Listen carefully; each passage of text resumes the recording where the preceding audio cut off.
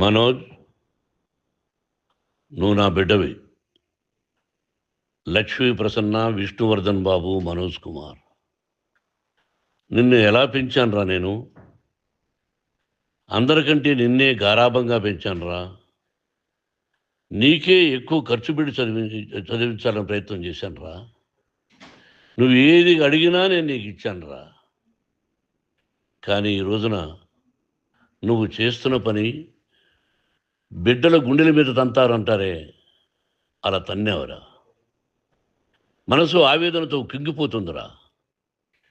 నేను మీ అమ్మ ఏడ్చుకుంటున్నావురా. జర్నలిజం ఉన్నది లేనిది, లేనిది ఉన్నట్టు రాస్తున్నారా.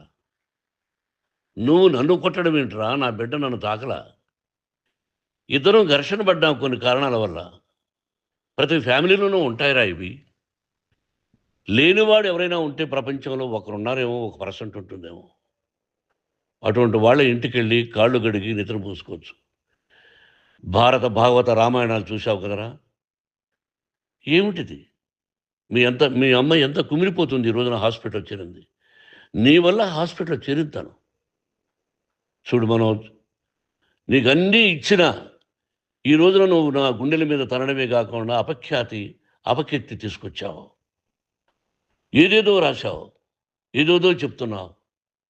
కొంతమంది జర్నలిస్టులు ఉన్నది లేనిది, లేనిది ఉన్నట్టు రాసేవాళ్ళ తత్వం వాళ్ళకి. ఎందుకంటే టీఆర్పీ పెరగాలి. ఇది వాళ్ళ నైజం. మనం మార్చలేము. వాళ్ళందరి మీద మన కోర్టుకు వెళ్ళలేము. వాక్ స్వాతంత్రం అంటారు, ప్రజాస్వామ్యం అంటారు. ప్రజాస్వామ్యంలో కూడా కొన్ని హద్దులు ఉన్నాయి. ఇది నీకు తెలుసు అనుకున్నా. ఎంత మంచి నటుడివి నువ్వు. నీ భార్య మాటలు విని తాగుడికి అలవాటు పడిపోయావు. వింటున్నావా మనోజ్? ఎవరిని నమ్మాలో ఎవరిని నమ్మకూడదో పరిస్థితి తీసుకొచ్చావు. విద్యాలయాలు ఎంత గొప్పవిరా. మనం 25% కులమతాలకు అతీతంగా ఫ్రీ ఎడ్యుకేషన్ ఇస్తున్నాంరా. క్యాస్ట్ అనేది తీసేశానురా 92లో ప్రాస్పెక్ట్స్లో. నువ్వు చదువుకున్నావురా.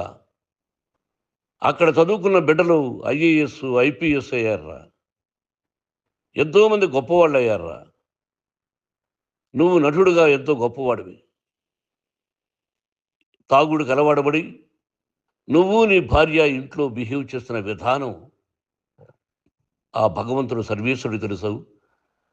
భగవంతుడు చూస్తున్నాడు రా. నేను తప్పు చేసినా, నువ్వు తప్పు చేసినా, ఎవరు తప్పు చేసినా. ఎంత అవకాశం ఇచ్చావు మాట్లాడుకునేదానికి అందరికీ. ఇన్ని సంవత్సరాల్లో మన విద్యాలయాల్లో ఒక్క తల్లి కానీ ఒక తండ్రి కానీ ఏమైనా చెప్పారా? ఆ బిడ్డలు మన బిడ్డలు రా. మీరెంతో నాకు అక్కడ ఉన్నవాడు కూడా నా కూతుర్లు, నా కుమారులు. ఎంతమందికి ఫ్రీ ఎడ్యుకేషన్ ఇస్తున్నావు. వాడి దగ్గర ఏది ఆశించలా.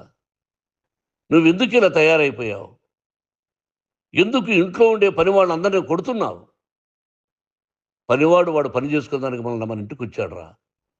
ఆ పనివాడిని కొట్టడం చాలా మహాపాపంరా. నేను వేరురా. నేను దండించడం వేరురా.